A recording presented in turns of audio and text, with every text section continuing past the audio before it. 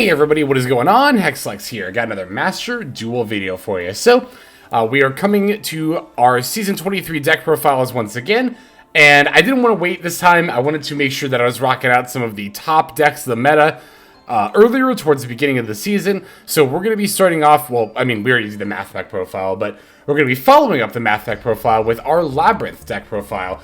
I'm not going to lie to you, I also wanted to kind of... I'm not going to beat around the bush. I wanted to get this deck profile out of the way. I think I've realized kind of recently playing this deck for deck profiles for YouTube that I'm not the biggest fan of playing with Labrynth. It's just, for me, the deck is like, it's so open-ended, and that does allow for a lot of skill expression. Like, here's the thing. I actually talked about this quite a bit on stream when I was playing the duels that we're going to see on stream. And I had a bit of a time, because the amount of decision points this deck has, because you can activate the furniture, or no, that's not furniture, because you can activate the furniture whenever, like, and also, like, you know, there's the fact that Lady can be activated whenever, once you've activated a lab effect, but also you gotta keep in mind, if you're gonna play a trap card, this is a when, not an if. Like, immediately, like, you can already see there's so many moving parts to keep track of in Labrynth. I don't know, my brain just works a lot better when I can focus on an end goal, right? Like a combo line. Not even necessarily like following a combo line step by step. I'm totally down to like free-form a combo line, but like I can operate much more easily if I have a clear, concise goal that like, hey, at the end of this play, my board's gonna look like this, and either if I'm going first, my opponent can't break it, or if I'm going second, it's enough to OTK them. Lab is a very grindy control deck. And as such, it does not have, like, clear, defined goals in making its plays other than keeping yourself ahead of your opponent, right? The other thing, too, is, like, as far as, like, trying to keep track of, like, missing the timing effects, not even from your own cards, like, from Lady Lab, but, like, watching for when effects on your opponent's cards, like... The Pearly matchup, this matters a lot. If you have furniture in your hand, you can actually chain it to a Pearly's effect to a... or you can chain it to a Pearly quick play spell card, and then if they have a Pearly Exceeds monster on the field, like a plump, they can't use the effect to attach that quick play spell, because then it's a win effect and they miss the timing. And so, like I said, I was playing this deck on stream, and trying to play games while having people in chat constantly going like, oh, you misplayed because you could have done this then against the Pearly effect, or oh, you misplayed because you chained into your own Lady Lab, and that's also a win effect. It's like, it just made for like, and not that I don't appreciate people being helpful in chat, but like, you know, it kind of resulted in this mindset where I was thinking to myself like, God, I feel like I have to, you know, I have to keep track of, like, the degree that the Earth is tilted at, because, God forbid, it's tilted at a 38-degree angle on a Tuesday, then my Arianna doesn't resolve for some reason, you know? So, I don't know. I guess it's my roundabout way of saying, like, I'll keep updating Lab, but I'm definitely far from a Lab main. And in that, you know, in that kind of, keeping that in mind, rather, you're probably not going to see, like, the most optimal play in the world for me in these games, but... The other thing is, too, like, I like covering meta decks, and I also know if I don't cover Lab, people are going to ask where the Lab video is.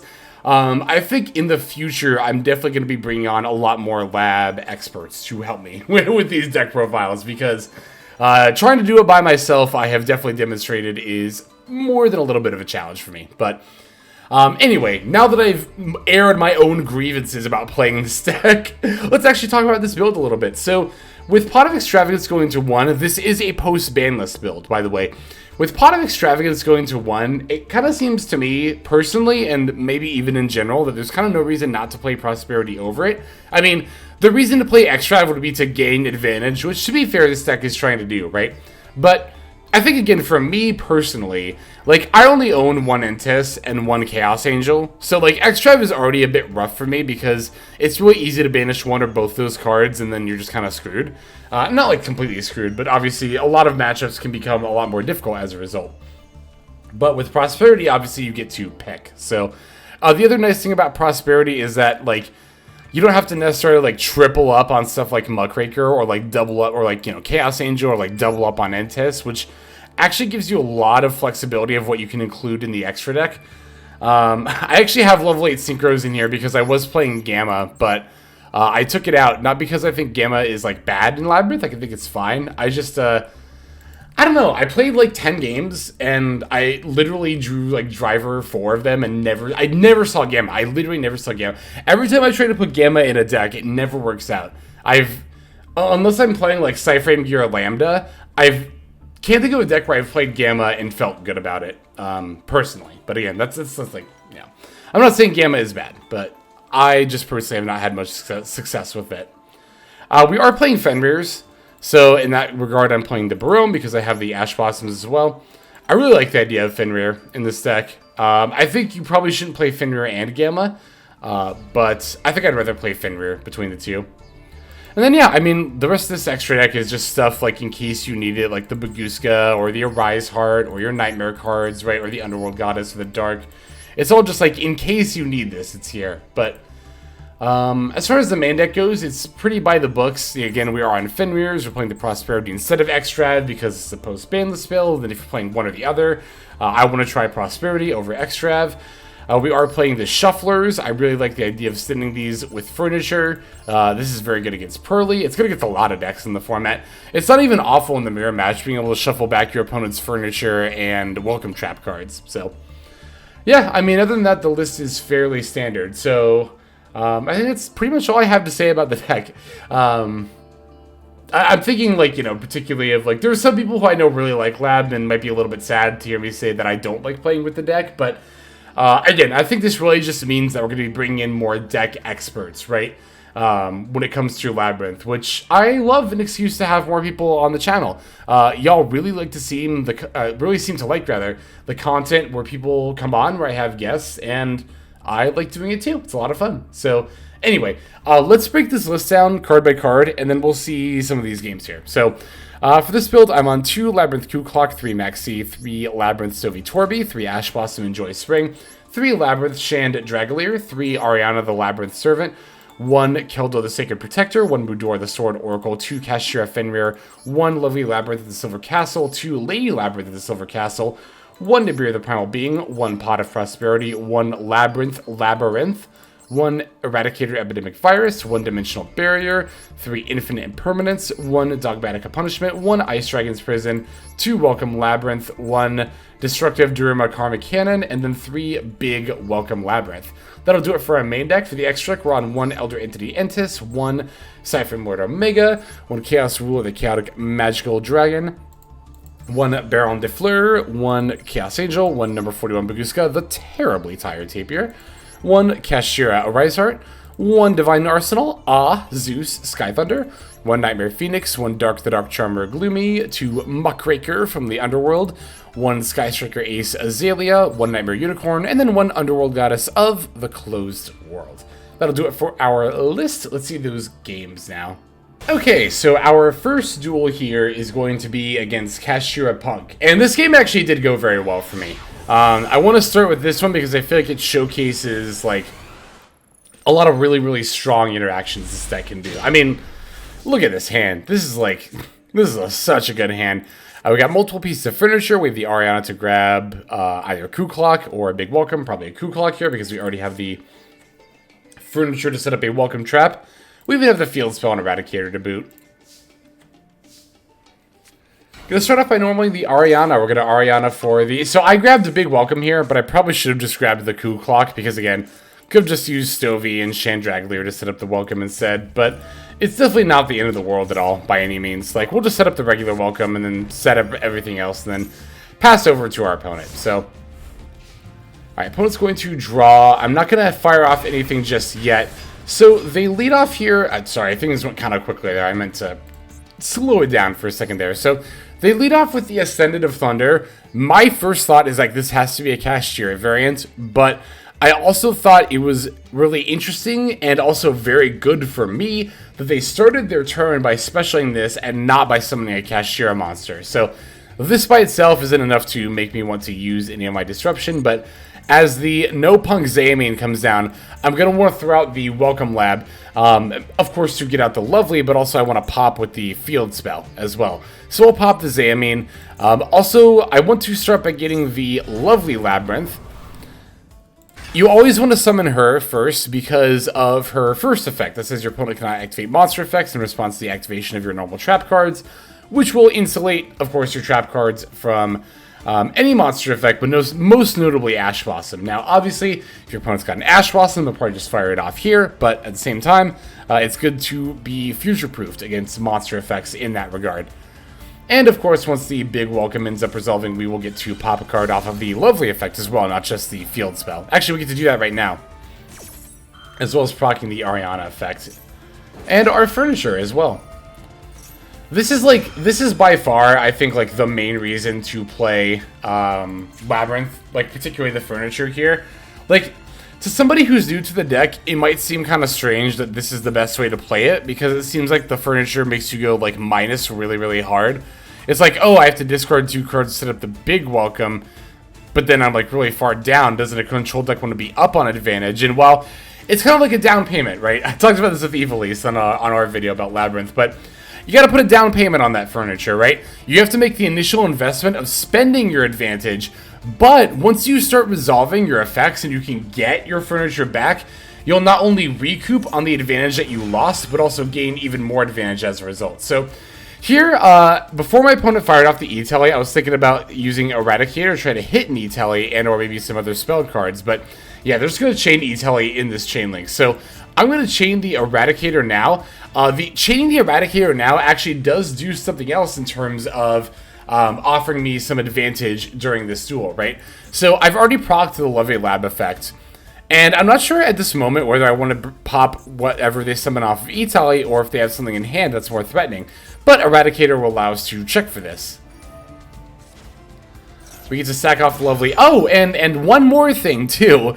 We also get to bring back our Lovely after this chain link because of the field spell effect. Because we activate a non-Labrynth normal trap card inside the damage step, we get Special Fiend from the hand to the graveyard, and that does include the Lovely Labrynth here. So, good stuff. Great stuff. Gonna Eradicator, check for spells.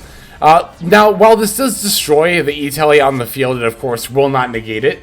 But you might have also noticed that the other 2 cards in their hand, besides this Dark Ruler that we ripped, which, by the way, I don't know why my opponent's maining this card. Like, don't main deck this card. It's not good in the main deck. They are also playing, they have in their hand, rather, Deer Note and Arise-Heart. And I know those are both super dead, given what all they have right now, so yeah, they can E-Tele for the other Zambine, but I'm just going to go ahead and use the Lovely Pop on the Zambine. As you can see, I've got my furniture back. I can even summon the Chandragalier thanks to the Arianna effect, because why not? And yeah, my opponent's just going to concede at this point, because now they have nothing. I didn't even have to use my Big Welcome, but I still could have done that. If they threatened a battle over, like, my Arianna, for example, I just chain Big Welcome, summon Lady Lab, bounce back the Arianna probably, and then now they don't really have anything good to battle into. Well, now then I can just use the field spell and pop the Ascend of Thunder. They gain life points back, but that's very irrelevant. And then, yeah, like I said, their last 2 cards left after that point are Deer Note and Kashtira Arise-Heart, which are both kind of like duds, especially in conjunction with each other. But they're both kind of duds without like the rest of their respective engines. But yeah, I want to start with that one because it is a good showcasing of what happens when a lab game goes right. And it also had relatively minor misplaying for me on my part. But anyway, let's go ahead and see some of these other games here. All right, our next opponent is going to be on Gishki Sprite. I have not seen this deck around a lot, and I think I'm pretty confident in saying that it's actually not the best Sprite variant of the meta, like myself and a lot of people thought it was going to be, but it's not a bad deck by any means. Anyway, we got Ash Blossom, we got some Stoves, so we got things to do here. Opponent's going to Gishki Shadow for the Mirror. You'll notice I did not use the Ash Blossom against it. If I see a Gishki card, I'm going to assume they're on the Sprite variant, and I think I'd rather save my Ash Blossom for the Gigantic if possible, although if my opponent wants to go like Vision or Abyss, I can still use Ash Blossom against that potentially. To be fair, maybe they do just activate the Ritual here and summon the Naramanas, and then they can negate the Ash Blossom, but that's fine too. But it turns out no, that's literally all they can do, is just add the Ritual spell and pass. I'm going to use my Stoves to set up the Big Welcome here. I'm going to draw for a turn, getting an Imperm, flipping up Big Welcome during the main phase. Opponent's going to have a Royal Ash Blossom for that, so that is more than a little bit intimidating, but fortunately we have plenty of things to set in our hand. And I'll go ahead and do so now. Alright, passing back over to the opponent, they do have that, or they have Prosperity, which I'm going to let resolve. I'm like, that's fine. Okay, they get Vision, Maxi, Red Carrot, Called By, and Maxi, and they end up adding the Vision. Okay. That's interesting given what they end up doing here. They're going to activate Vision and add themselves the Naramonis, and I was thinking to myself, okay, oh, they have a Royal Naramonis too, I didn't even notice that. That's cool. So thinking to myself, okay, now they have plays, right? Because now they already have the Ritual spell. It's Aquamirror, but I was just assuming they had, like, Vision, Shadow, or Grimness, one of these monsters that can be used as a full tribute for a Water Ritual monster, and I'm like, okay. They get to Ritual Summon the Naramonis, bring back the Vision. I'll probably have to Impermit or just figure out what all I want to do here. I was thinking I could use Ice Dragon's Prison, maybe when the Naramonis gets summoned. Oh, I could have used Ice Dragon's Prison actually to target whatever the Naramonis is trying to bring back, right? Does this target? It does, okay. But I'm actually not going to have to do that because I just pass again. So here's what I'm thinking, right? Their hand must be super dead, but in particular, I'm kind of surprised they added the Gishki Aquamirror. This is why I've said in the past that I do think Gishki Photomirror is probably pretty important for the deck. If my opponent was playing Gishki Photomirror, they would have plays. They would have a lot of plays right now. Granted, they would have to still play through my back row, but they would be doing far more than just nothing, right? So I've had some people say, like, oh, the Proto-Mirror, it costs 5,000 life points. Like, is that even really worth it? And I, again, think for hands like this, it actually might be. But we'll see. They have another Ash Blossom. It's actually not that surprising given how dead their hand is that they have multiple Ash here, but it is very annoying. Really looking to top deck like Arianna or something here. And that's exactly what we top decked. I actually forgot that was exactly what we top decked, but and that's exactly when my opponent concedes. Oh, that's good, that's good. So, to be fair, I did get my actual literal best top deck. But I want to throw this out here too, that although, yeah, I did get pretty lucky drawing the Arianna there, I had a lot of pretty decent top decks, right? Like, the 3 Arianna, any of the 4 remaining pieces of furniture would have been good, Prosperity would have been good to start drawing stuff.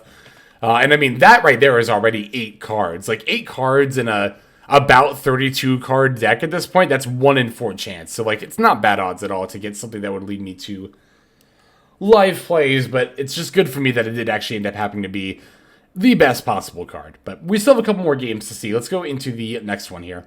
Alright, this duel is against everyone's favorite Runic Stun. It's even a budget variant, I think, because they don't have any Inspector borders in the main, which is a UR, so I figure, like, come on, if you're going to play Stun, at least commit, right? So we're going to go first, and we opened a very going second hand here. I'm going to fire off the Stovie, pitching Stovie, setting up a Big Welcome. Normal Summon Maxi looks really weird. I actually could have said it, but I want a monster to bounce off of the Big Welcome. Again, I could have set the Maxi, but we have to inflict some psychological damage, right? Show them we have the Maxi, etc., etc. Although we know now that we're playing against a stun deck, so this actually doesn't matter at all. And I knew that as soon as the lovely popped the Kaiser Coliseum there. I was like, oh, good. This is either exactly Stun or Sky Striker if they're playing Kaiser Coliseum. You'll notice I fired off the Maxi anyway. I did it in case they were on Sky Striker, but also because, like, if it is Stun, I'm not going to be able to use the Maxi really anyway, so it's, like, kind of no reason not to, right? And sure enough, the set 4 pass is a pretty clear indicator of what exactly we are up against here. As I draw, opponent's going to flip up Rivalry, goes in, and also Skill Drain as well. But the funny thing about this is, like, Lab not only can, but sometimes does play literally all 3 of these cards. Like, it's funny because Stun you wouldn't expect to be a deck that is very, like, meta-dependent on how good it is. But like any deck in the meta, it is. And Stun, in my opinion, like this kind of traditional Floodgate Stun, like Trap Card Floodgate Stun, might be at an all-time low for how good it actually is because of this matchup specifically. But even against Kashtira, right? Like, you can just, like, slam a Fenrir and be pretty much fine here, honestly. Like, I don't know. It's just, like, Like, the Gozen is very, very good against Kashtira, but I just feel like this kind of a strategy is just not particularly good at this current metagame.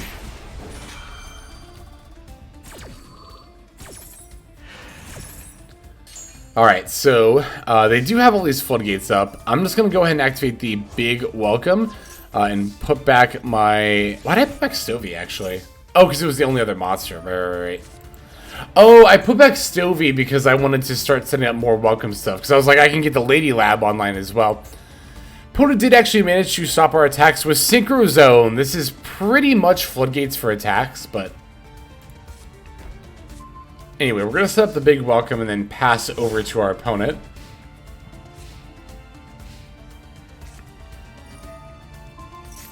They have the Runic Slumber to mill 3. That's fine. I don't care. Drawing another Stovie, and I made a pretty huge misplay here. I actually used the Stovie effect, but totally spaced on the fact that I could have summoned a Chaos Angel and actually started battling even under the Synchro Zone. What happened here is, and I explained this during the stream as well, a lot of the time when I misplay, it's because I falsely, like, I just misremember what a card does in my head, right? Or I do a false equivalency. So, the false equivalency in my brain for this part of this matchup was, my opponent has Synchro Zone, so I can't attack. That's what I was thinking to myself, but... No, it's more nuanced than that. I can't attack except with Synchro monsters. And again, I do actually, potentially, with the stove there that I just sent, I potentially had access to the Chaos Angel. So, to be fair though, like, this is still fine. Like, we can still just use the Labrynth and then use Big Welcome to add and then bounce the Cooclock that will let me pop the skill drain. Now I can use the Stovie to bring itself back. I also get the lovely effect to pop another card on my opponent's field. And they're just going to concede at this point, because now I can just start completely dismantling their board. I was probably just going to pop the Synchro Zone, because again, the Rivalry plus Gozen doesn't matter against me at all. Even, like, with the Chaos Angel line there, right? Like, Chaos Angel being a Dark Fiend means I can still go for it even under everything my opponent had. So, yeah, I don't know. Not a good matchup to be stunned. And in my opinion, again, maybe not even a good meta to be stunned, although... Yeah. Do I even have to say anything? We all know how we all feel about stun, right? Right? Good. Let's move on. We have one more duel to watch. Let's go ahead and see that here. All right, this last duel is going to be against Ghost Trick Pearly. So, with a lot of the Duelist Cup list of Pearly being on the Ghost Trick package, it definitely makes sense that a lot of people on ladder are going to be going ahead and using that as well. I can be taking the first turn here. Got the Arianna double Lady and Imperm. Going to start with the Arianna and grab ourselves the Stovie. End phase, I'll set Imperm and then activate the Stovie, pitching my extra Lady in order to set up the Big Welcome. And then I can also special the Lady from my hand as well. So yeah, a pretty good setup we got here going into our opponent's turn. I'm going to fire off Maxx during their draw phase in case of Fenrir. But they have the Evenly here, which is so brutal. It's especially brutal because I can't even... Like, what I tried to do here was set up the Eradicator, right? By adding and then bouncing the Cooclock. But the problem is, I chained an effect. Or no. My opponent chained. My opponent chained the Maxx to my Lady Lab, so I couldn't set a card with Lady Lab. This is what I was talking about earlier, about this being a when effect. Because the last thing to happen was not a normal trap card being activated on the chain link, but rather my opponent activating Maxx, they prevented me from using this effect to set up the Eradicator, which is going to cause me to get hit by the Evenly.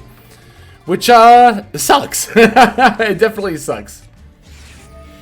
I was hoping to have a repeat. I had another lab game that I actually played for a deck profile. I don't remember which deck profile it was off the top of my head, but I have played a lab game where I've Eradicated them during the battle phase for 3 evenly match, and I was really hoping for a repeat of that. Also, like, I gotta say this real quick, too. One... I don't think evenly matched is honestly good in best of one, period. But I especially don't think it's good at all in Pearly. I kind of have no idea why my opponent's on this card at all. But to be fair, it worked here. It absolutely wrecked me. I also don't know why they added my friend when they already had one on the field. That was odd. Unless they have exactly... Like... What is it? Let's say I already have Yeep and the field spell in hand. I can't imagine why you would add another My Friend there, but...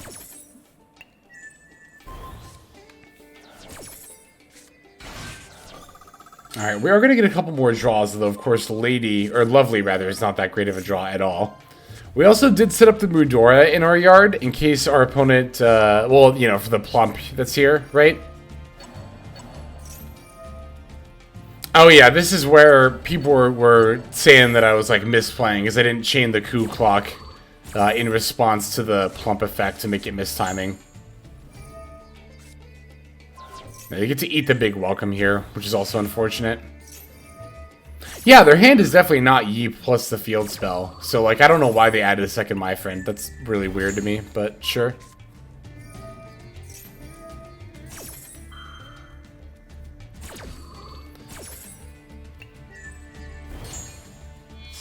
Alright, yeah, looks like they're going for the 7 Material Noir here. And we're going to be pretty hard-pressed to take care of it, honestly. I'd have to use Imperm. But the problem is I can't target it, and now they can just use the Noir to start, like, yeah, putting all my stuff back in. Makes it very, very difficult. Oh, I also did miss the opportunity, like, of throwing out the Cooclock earlier. Then I could have chained the Big Welcome there, which would have been a lot better, but, yeah. At this point, my opponent's pretty clearly got me. So, like, this was, I think, in particular, one of the big games where I was like, I could have absolutely played that better, and the game might have gone differently, but at the same time, that evenly was so brutal. I think it was just overall very difficult to recover from that. But in any case, that'll go ahead and do it for these Labrynth games. Like I said, definitely going to bring another expert on next time we cover this deck for sure. And yeah, that'll do it for the video as a whole now. Let's just move to our outro. Alright everybody, that's going to do it for this video. Thank you for watching it all the way to the very end. That means a whole lot to me, and it's also a fantastic way to support the channel. And if you're interested in supporting the channel in other ways besides YouTube, there are plenty of ways to do that. If you check out the description below, you'll find a bunch of links down there. One of them goes to my Patreon. You're actually seeing the names of everyone subscribed to the Patreon on the screen right now. So if you're interested in getting your name in the credits here at the end, if you want to see more daily Master Duel content, or if you're interested in one-on-one private coaching sessions, I offer all of that on Patreon. I also stream live on Twitch. Feel free to go ahead and click that link and follow and or subscribe there. I also have the Discord community, if you want to follow that link, where hundreds of duelists have already signed up. Free to join, and you can just come hang out, talk about the game, and chill in general. Final link that's going to be in the description is my Twitter. You can follow that if you want some more notifications of what's happening with the channel. So, all in all, thank you all so much for watching, and I hope you have a fantastic day.